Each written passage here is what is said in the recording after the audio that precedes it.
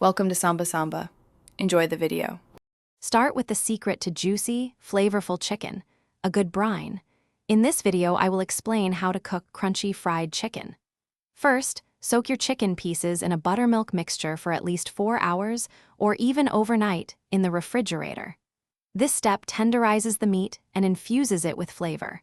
Remember to bring the chicken to room temperature before frying for the best results. Next, let's create that irresistible crunchy coating.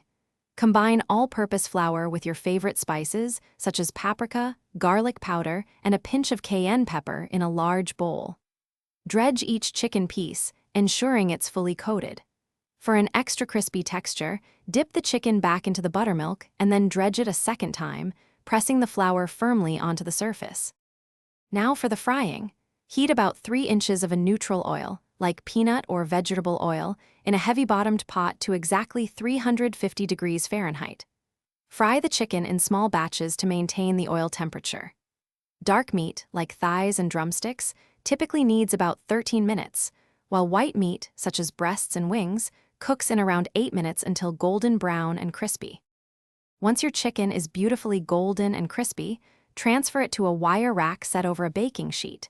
This allows any excess oil to drain off, keeping the crust perfectly crunchy.